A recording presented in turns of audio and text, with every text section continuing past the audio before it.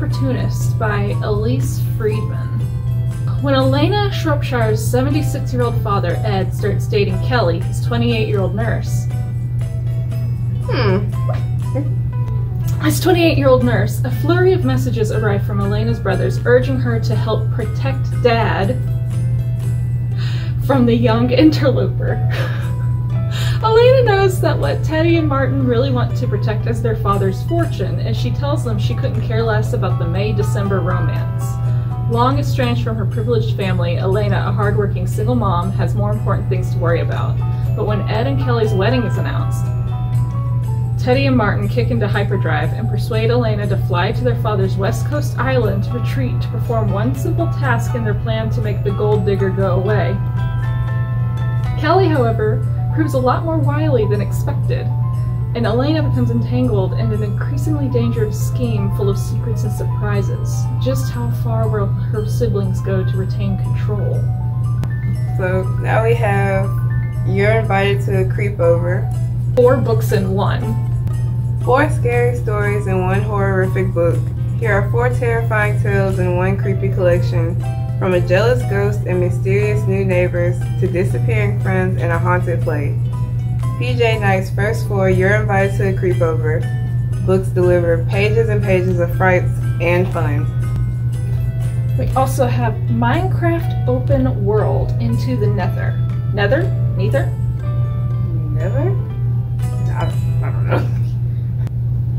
Sarah is new to the world of Minecraft, and her lack of experience leads her to look to veteran player Hector for help.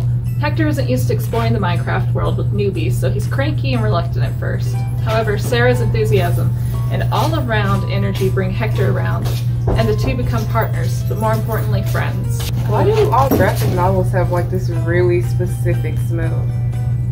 Like, it's... you're gonna have me sniffing a book on camera. Well, you know, it's like extremely specific to graphic novels. No, you're right. I don't know. Is it the ink? Maybe it's like the paper is different from like regular book paper. No Accident by Laura Bates. No matter how you try to hide it, the truth will always come out. When a small plane crash ends with a group of 7 teens washed up on a deserted island, their first thought is survival. With supplies dwindling and the fear of being stranded forever becoming more of a reality, they quickly discover that being the most popular kid in high school doesn't help when you're fighting to stay alive. And when strange and terrifying accidents start to occur all around them, the group realizes that they are being targeted by someone who was on the plane, and that the island isn't their only danger. A terrible secret from a party the night before the plane has followed them ashore, and it's clear that someone is looking for justice. Now survival depends on facing the truth about that party. Who was hurt that night, and who let it happen? Christmas at the Cupcake Café by Jenny Olgan. Life is sweet for Issy Randall, owner of the Cupcake Café. Taught how to bake by her beloved late grandfather, she is proudly carrying on the family tradition at her London eatery. Not only is the business thriving, the icing on the cupcake is that she also happens to be head over heels in love. Plus, she's surrounded and supported by close friends, even if her cupcake colleagues, Pearl and Caroline, don't seem quite as upbeat about the upcoming season of snow and merriment. But when her boyfriend Austin is scouted for a possible move to New York, Issy is forced to contemplate the prospect of a long-distance romance.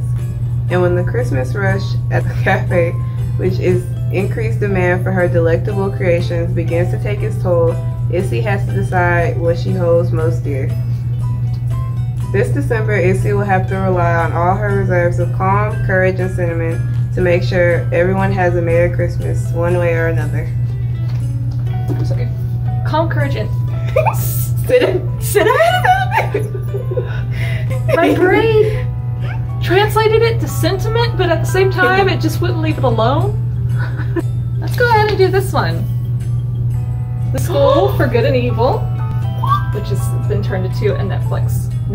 Yes. This has been turned into a Netflix film, so it is actually based off of a series. I think there is at least 4 in the series. So we now have the first one. No, my teacher told me about this, and I was gonna watch the show, but I wanted to read the book first. If I butcher this author's name, I'm sorry. So it is by Somen Chanani. This year, best friends Sophie and Agatha will discover what it is to be a student at the fabled School for Good and Evil, where ordinary boys and girls are trained to be fairy tale heroes and villains. With her pink dresses, glass slippers, and devotion to good deeds, Sophie knows she'll earn top marks at the School for Good and graduate a storybook princess. Meanwhile, Agatha, with her shapeless black frocks, wicked pet cat, and dislike of nearly everyone, seems a natural fit for the School for Evil. But when the two girls are swept into the endless woods, they find their fortunes reversed. Sophie's dumped into School for Evil to take uglification, death curses, and henchman training, while Agatha finds herself in the School for Good among handsome princes and fair maidens in princess etiquette and animal communication. But what if the mistake is actually the first clue to discovering who Sophie and Agatha really are? Sounds pretty interesting. I'm not gonna lie. Would you like to hold on to this? Yes, I would like to. Okay. Even though I have way too many books already checked out. Blurp's Book of Manners by Cindy Derby. I love the colors. Yes, the back of it is also very pretty. I love it. So colorful. Hello there, I'm Miss Pickle Pop, and I'm here to You tried to do it. You tried. I heard you laugh. I was like, God. It's sad because she actually looks like a pickle. Hello there, I'm Miss Pickle Pop, and I'm here to teach you about manners. Please don't mind the giant blob of paint following me. Blurp. Blurp. Oh dear, as I said, never mind that. One of the most important lessons from today will be carrying on despite distractions. Even look at the author. Look at that picture. I want to meet her so much. Cindy Derby is a highly regarded, prestigious artist based out of San Francisco. She is the author and illustrator of the critically acclaimed and dignified How to Walk an Ant and Too Many Birds, spelled T-W-O. She sits perfectly straight at her art desk every day and rarely spills any paint. Santa's Little Yelpers by David Rosenfeld. 'Tis the season in Paterson, New Jersey. Lawyer Andy Carpenter and his golden retriever Tara are surrounded by holiday cheer. It's even spread to the Tara Foundation. The dog rescue organization, not used to having puppies, has its hands full with the recent litter. 8 puppies are a lot to handle. I will gladly volunteer as tribute.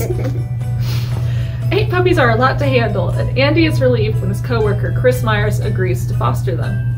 Myers, a new employee at the Tara Foundation, did time for a crime he swears he didn't commit.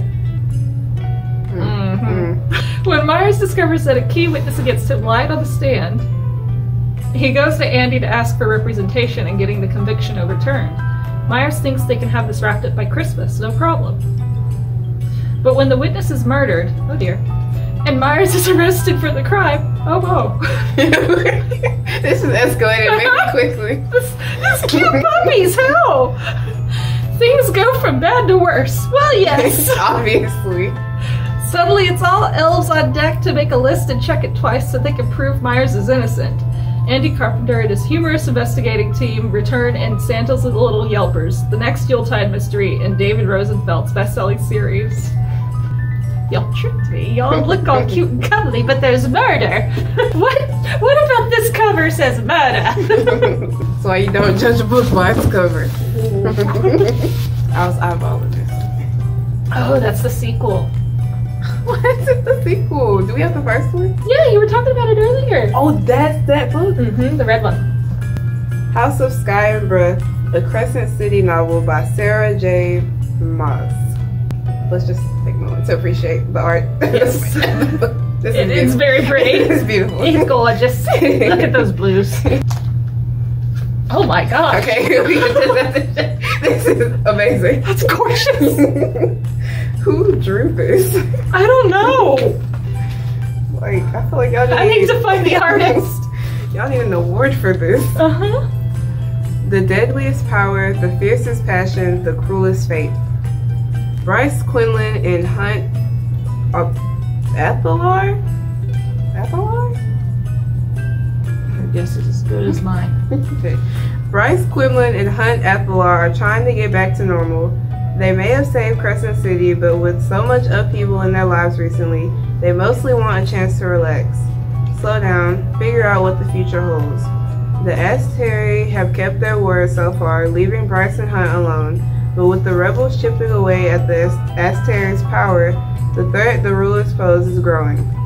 As Bryce, Hunt, and their friends get pulled into the rebels' plans, the choice becomes clear. Stay silent while others are oppressed, or fight for what's right. And they've never been very good at staying silent. Okay.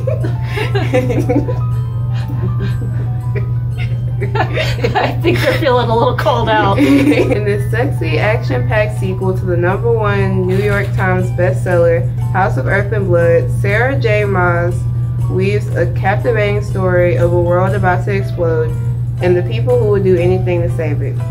The Further Observations of Lady Whistledown by Julia Quinn, Suzanne Enoch, Karen Hawkins, and Mia Ryan. An irresistible treat for Bridgerton fans. Lady Whistledown tells all. Society's abuzz when the season's most promising debutante is jilted by her intended, only to be swept away by the deceitful rogue's dashing older brother, a New York Times bestseller, Julia Quinn's witty, charming, and heartfelt tale.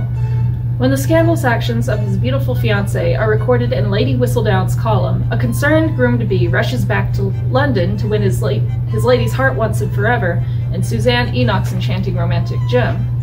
Karen Hawkins captivates with an endearing story of a handsome rogue whose lifelong friendship and his heart is tested when the lovely lady in question sets her cap for someone else. Friend-zoned. Been there many times. A dazzling and delightful tale by Mia Ryan has a young woman cast out of her home by an insufferable yet charming marquis who intends to take possession not only of the house, but of its former occupant as well. How can you do that when you cast her out of the home? Sir, I don't think you understand how this works. The Many Days of Indigo by Amber D. Samuel. Hair done, nails done, makeup flawless, Indigo Clark is an accomplished, independent woman. Now she wants a partner to share her fabulous life.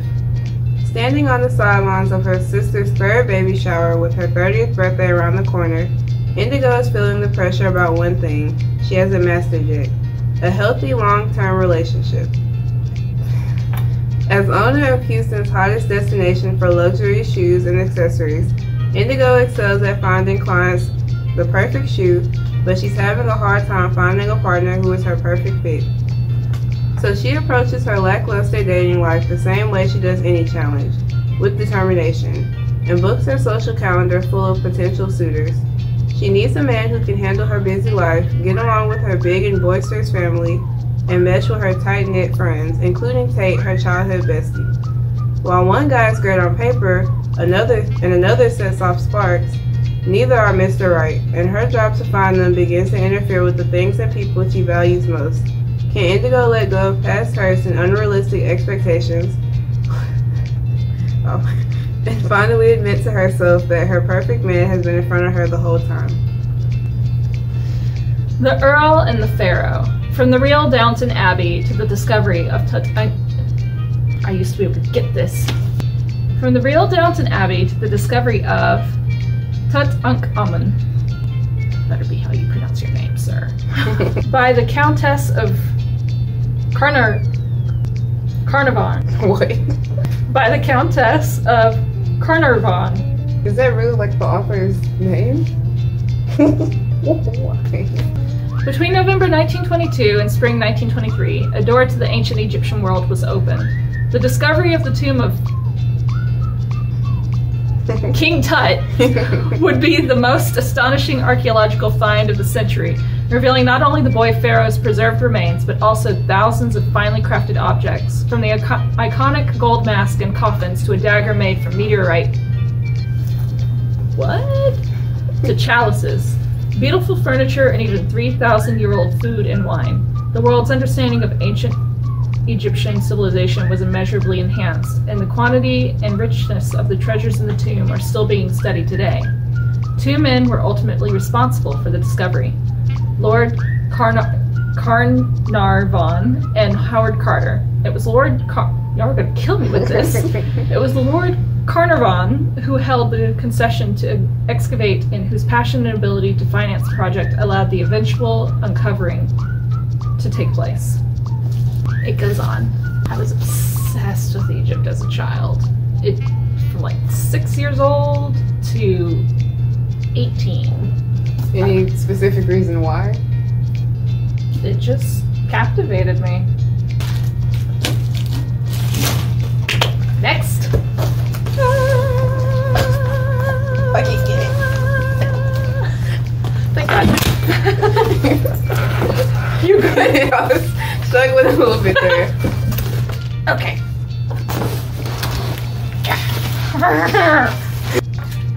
Dork Diaries? If you see any Dork Diaries, that's a replacement. Honestly, when I was younger, I checked out a Dork Diaries book and I forgot about it. And I still have it. And I felt so bad. You still have It's it? been like, I think I checked that out in like 2015 maybe. And I was like, and you know, I was like a kid, so I was just like, it's fine. The chances that your old librarian watches this video and discovers that you still have that book are extremely low, but never zero. I'm so sorry. Sorry. It's for, never returning your book. Ready Player One by Ernest Cline. I love this book so much. Now the movie. I liked the movie. There's a lot in this book that would have been really impossible for them to get all in a movie, honestly. But I like what they did. But when I first read this book, I thought it was going to be impossible that it could ever be turned into a movie because of all the copyrights they would have to get. Yes. And I was like, there's no way. And then of course, Steven Spielberg is the one who directs it. And I'm like, he owns half the copyrights that are mentioned in here. Of course, he's the only person. Get the director who owns the most copyrights and then buy the inverse. I mean, don't get me wrong, I love the movie, but I wish I would have watched it before I read it because I really love the book. When it first came out, the descriptive thing on it was Willy Wonka and the Chocolate Factory meets the Matrix. That's pretty accurate, right? Where It Rains in Color by Dennis Critterdon. Liliela has just been named the rare Indigo, beauty among beauties, and is about to embrace her stardom until something threatens to change her whole lifestyle and turn the planet of Swanzembe upside down. If we are mispronouncing this, we're so sorry. Colonized by descendants of Earth's West African Dogon tribe, the planet of Swanzembe is a blazing, color-rich utopia and famous vacation center of the galaxy. No one is used to the serious trouble in this idyllic, peace-loving world, least of all the rare Indigo. But Liliela's perfect, pampered lifestyle is about to be shattered. The unthinkable happens and her glorious midnight skin becomes infected with a mysterious disease. Where her skin should glisten like diamonds mixed with coals, instead it scabs and scars. On top of that, she starts to hear voices in her head, and everything around her becomes confusing and frightening. Liliela's destiny, however, goes far beyond her beauty. While searching for a cure, she stumbles upon something much more valuable. A new power awakens inside her, and she realizes her whole life and the galaxy within it is about to change. I'm definitely checking this one out. From now on, whenever we come across a book that we are interested in checking out, we leave it here and we stack it so that way at the end we're like, okay, whose pile is bigger? You wanted that. I think I'm gonna go ahead and check out the first one today. And then for books that we would both check out, we would put it right there. Would you check this one out? Yes. You said yeah, right? Yes. Girl. Well, those books are thicker. My turn. The evil hand robe. Summer at Little Beach Street Bakery by Jenny Colgan. This is the sequel to one of my favorite books that just gives me the warm and fuzzies. Y'all have it? Mm-hmm. A thriving bakery, a lighthouse to call home, a handsome beekeeper, a pet puffin. A pet puffin. A pet puffin. The puffin's name is Neil, and he is the cutest thing in the entire world. These are the things that Polly Waterford can call her own. This is the beautiful life she leads on a tiny island off the southern coast of England. But clouds are gathering on the horizon. Of course. Can't ever just be happy. Can't ever just be happy. A stranger threatens to ruin Polly's business. She worked hard for that business, Dave. Her beloved boyfriend seems to be leading a secret life. He better not be. And the arrival of a newcomer, a bereft widow, desperately seeking for a fresh start, it better not be with the boyfriend, forces Polly to reconsider the choices she's made, even as she tries to help her new friend through grief. Unpredictable and unforgettable, this delightful novel will make you laugh, cry, and long for a lighthouse of your own. Do you know if they have his last book, John Grisham's last book? I think it's something about Mississippi. You mean The Boys from Biloxi? Yes, that's it. I'm halfway there. I got to Mississippi. The colors on this book. It is pretty. You have a very color theme going with this your is the selection exact right now. same color. It is. Look at that. Look at that. Got the color scheme going on here. Me, I'm some sort of a eclectic. The Boys from Biloxi by John Grisham. For most of the last 100 years, Biloxi was known for its beaches, resorts, and seafood industry, but it had a darker side. It was also notorious for corruption and vice, everything from gambling, prostitution, bootleg liquor, and drugs to contact killings. The vice was controlled by a small cabal. Oh, cabal. The vice was controlled by a small cabal of mobsters, many of them rumored to be members of the Dixie Mafia. Keith Rudy and Hugh Malco grew up in Biloxi in the 60s and were childhood friends, as well as Little League All-Stars. But as teenagers, their lives took them in different directions. Keith's father became a legendary prosecutor determined to clean up the coast. Hugh's father became the boss of Biloxi's criminal underground. Keith went to law school and followed in his father's footsteps. Hugh preferred the nightlife and worked in his father's clubs. The two families were headed for a showdown, one that will ultimately happen in a courtroom. Rich with history and with a large cast of unforgettable characters, The Boys from Biloxi is a sweeping saga of two sons from immigrant families who grew up as friends but ultimately find themselves on opposite sides of the law. Life itself hangs in the balance. I've been waiting for this one. Finale by Stephanie Garber. Is that the book you've been reading? It's the last book in the trilogy I've been reading.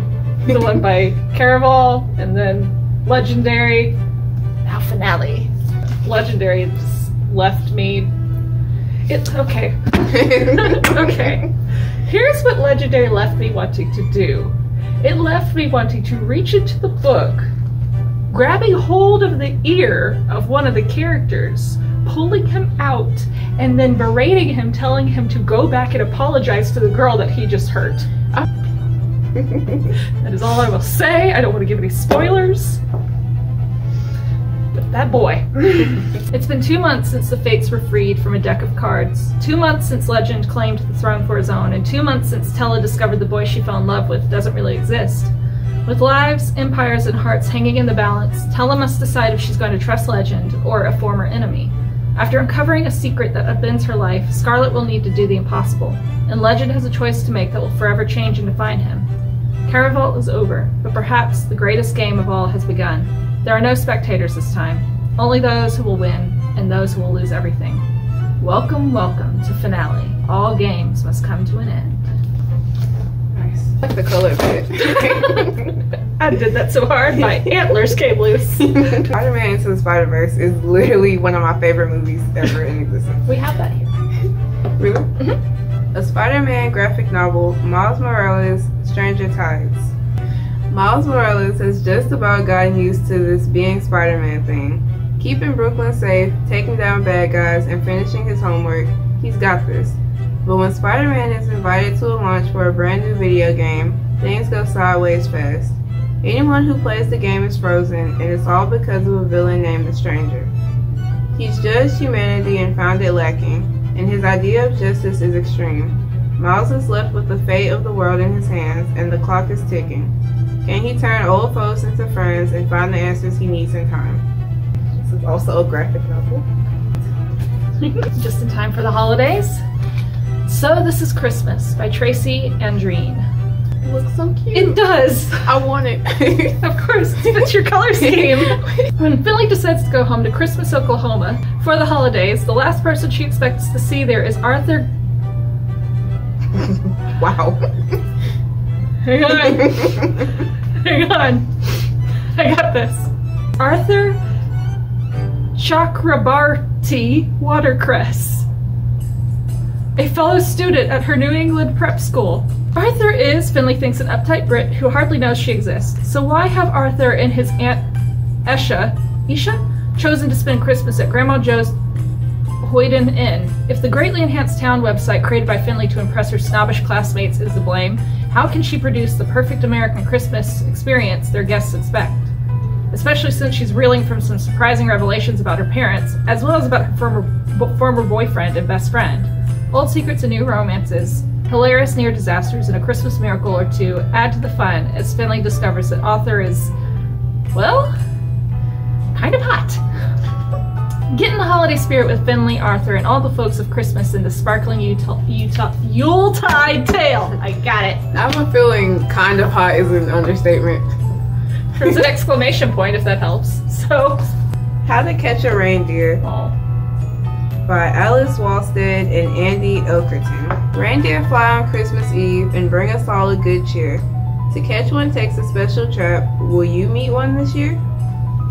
Cute. Pretty Little Pieces by Carmen Schober. Ambitious influencer Georgina Havoc and her designer boyfriend have been dubbed the next Chip and Joanna Gaines, a power couple that flips homes all over Nashville, and they plan to merge their unique styles into their new home renovation show.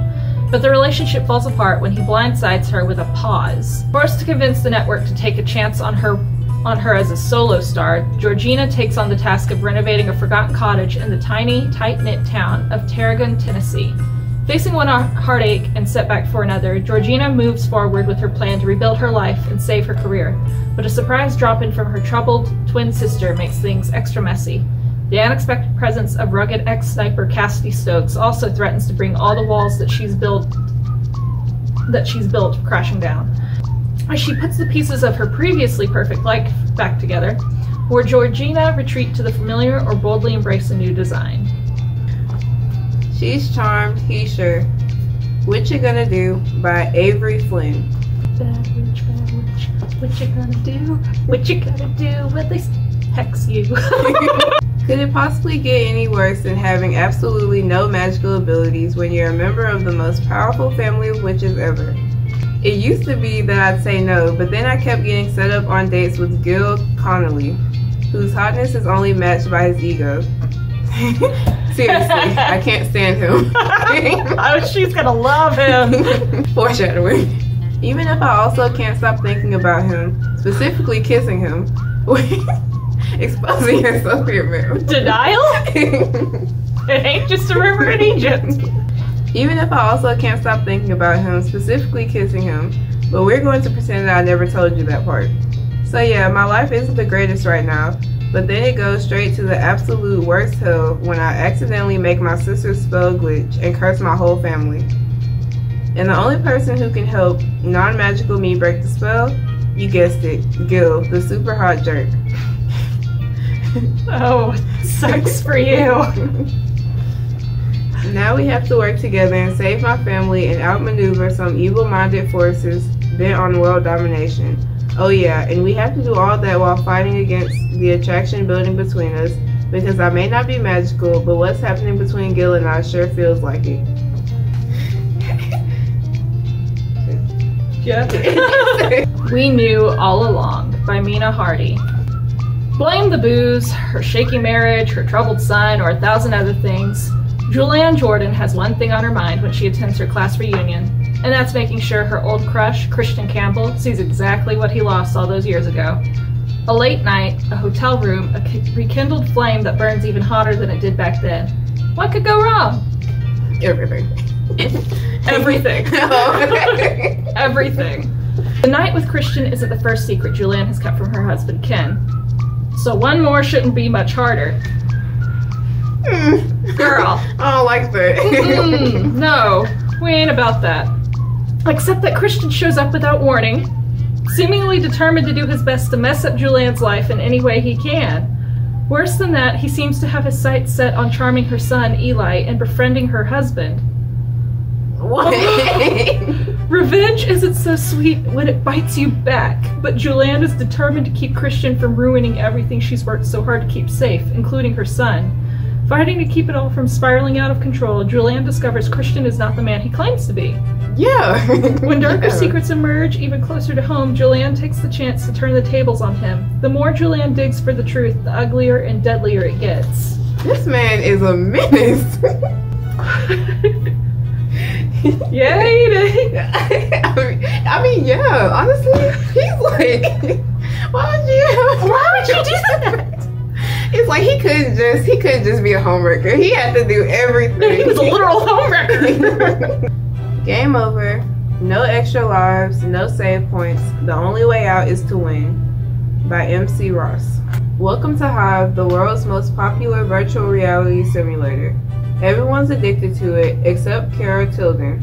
She has no time for games since her mom disappeared, and Kara believes Hive has something to do with it. But when a big update drops, a glitch in the system traps everyone, including Kara, inside Hive, and there's no way out. In order to escape, Kara and her friends must venture deeper inside... wow. Reboot. In order to escape, Kara and her friends must venture deeper into Hive than ever before and uncover the very real dangers lurking in this virtual world. Will Kara be able to beat Hive at its own game? You have a very specific color It's not just a scheme color. going on. It's a coincidence, I swear. Actually, you know what? Yes. Five Nights at Freddy's, Tales from the Pizzaplex. Number 3, Somniphobia. By Scott Cawthon, Kelly Hara, and Andrea Wagner. What are you running from? Sam is afraid of just about anything and everything that's unhealthy ever since his father died. Something about the Springtrap costume in the role-playing area of Freddy Fazbear's Mega Pizzaplex chills Luca to the core. And Grady's fear of being trapped in small spaces makes working as a Pizzaplex technician extremely challenging. But in the world of Five Nights at Freddy's, our deepest fears have a way of chasing us. In this third volume, Five Nights at Freddy's creator Scott Cawthon spins 3 sinister novella-length tales from uncharted corners of his series canon. Readers beware, this collection of terrifying tales is enough to rattle even the most hardened Five Nights at Freddy fans. And I went into reading this not expecting it to be, like, scary. It has legit disturbed me a couple of times. So, I highly recommend this. Little Red House by Liv Anderson. In 1997, Eve Foster's daughter, Kelsey, runs away to New Mexico and vanishes without a trace. Eve is convinced that she's the victim of a serial killer who's been hunting women in the region, but Kelsey's body is never found. Years later, Eve dies, leaving everything to her adopted twin daughters. The majority of the wealthy estate in Vermont goes to Lisa, the good daughter, while Connie inherits only a small stipend and a property in New Mexico. Connie, often the target of Eve's cruelty, suspects this was another one of her mother's vindictive games. Connie arrives in New Mexico to find a small, dilapidated red house in the desert and the home's mysterious caretaker, Jet Montgomery, living in a shack on the property. She learns there's been a string of women murdered in the area, murders that no one will talk about. Before Connie can get to the truth, her mother's sadistic mind games come creeping back from the grave, and now the danger becomes all too real. With With a serial killer on the loose and a trove of deadly secrets coming to the surface, Connie is in a desperate race to save herself and what little is left of her shattered family. I'd read it. I also would read this. The Sisters of Seaview by Julie Clausen. When their father's death leaves them impoverished, Sarah Summers and her genteel sisters fear they will be forced to sell the house and separate to earn livelihoods as governesses or companions. So spinsterhood jobs. Determined to stay together, Sarah convinces them to open their seaside home to guests to make ends meet and provide for their ailing mother. Instead of the elderly invalids they expect to receive, however, they find themselves hosting eligible gentlemen. Well, sign me up. Sarah is soon torn between a growing attraction to a mysterious Scottish widower and duty to her family. Viola Summers wears a veil to cover her scar. When forced to choose between helping in her family's new guest home and earning money to hire a maid to do her share, she chooses the latter. She reluctantly agrees to read to some of Sidmouth's many invalids, preferring the company of a few elders with failing eyesight to the fashionable guests staying in their home. When her first client turns out to be a wounded officer in his 30s, haha, it gotcha, Viola soon wishes she had chosen differently. Her new situation exposes her scars, both visible and those hidden deep within, and her cloistered heart will never be the same. You're invited to a Creepover, the graphic novel, Truth or Dare, by PJ Knight. That's like a perfect, that's gotta be a pen name. PJ Knight. You're invited to a sleepover. PJ He Knight. knew what he was doing. That's gotta be a pen name.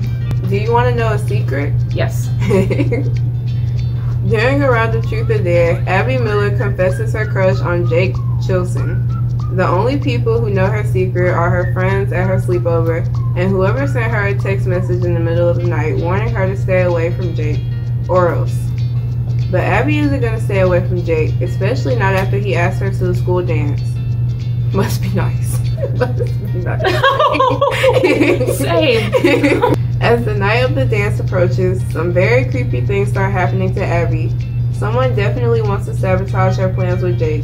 Is it a jealous classmate, or as Abby begins to suspect, could it be a ghost? I like this art. I'd read it. It's starting to get even here. Her Book of Awesome by Neil Pasricha, a celebration of the small joys that bring us together.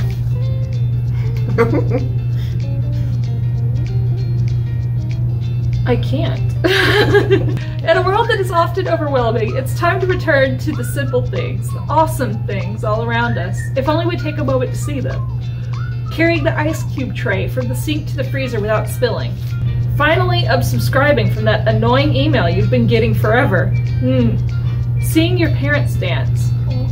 Adding a gift note to your... I'm sorry. I'm gonna have so much fun with editing.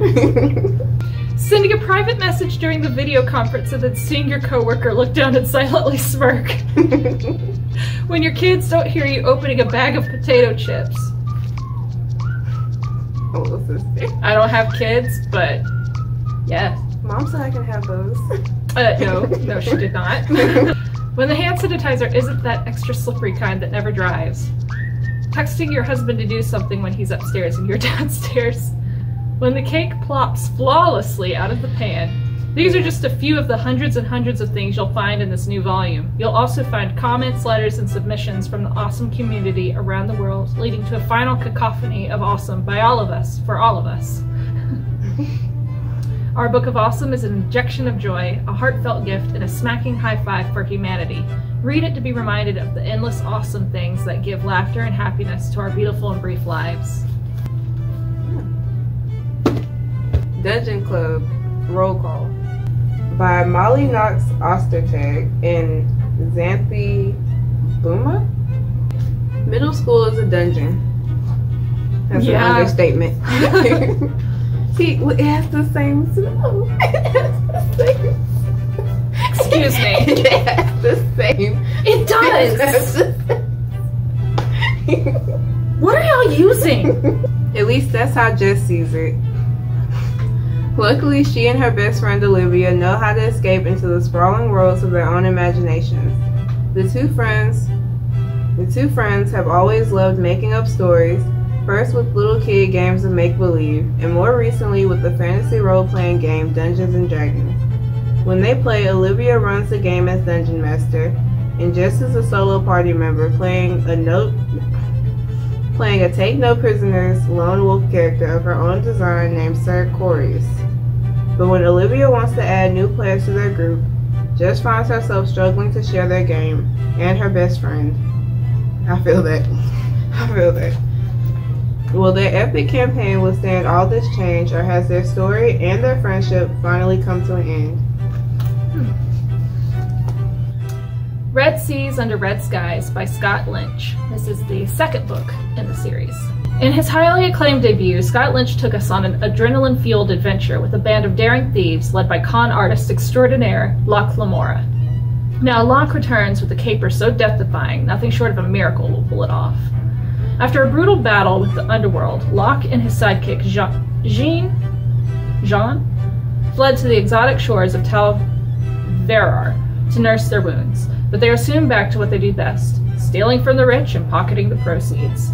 Now, however, they have targeted the grandest prize of all, the Sin Spire, the world's most exclusive, most heavily guarded gambling house, because of course. But there is one cardinal rule. It is death to cheat at any game. Bet. Brazenly undeterred. See?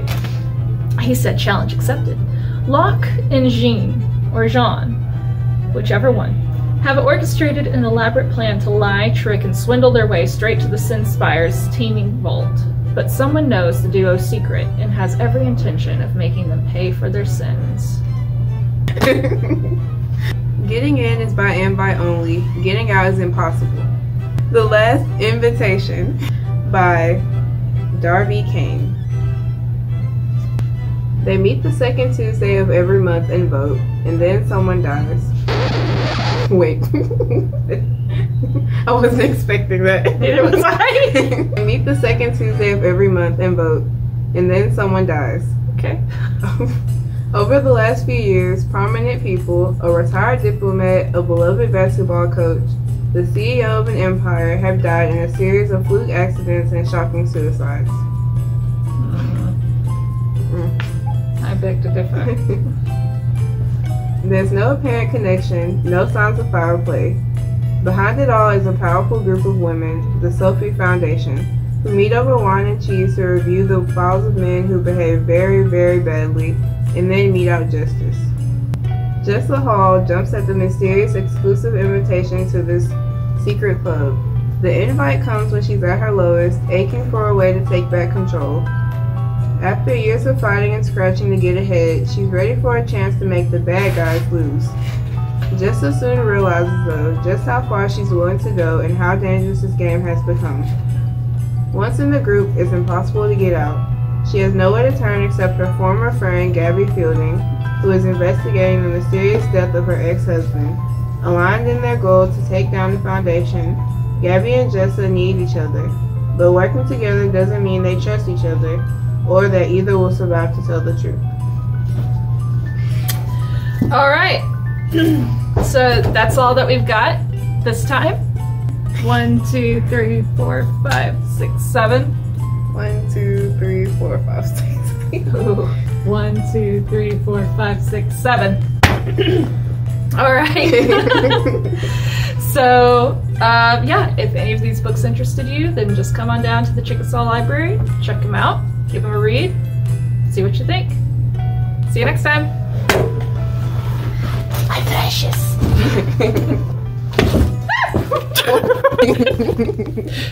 I might have to keep that in.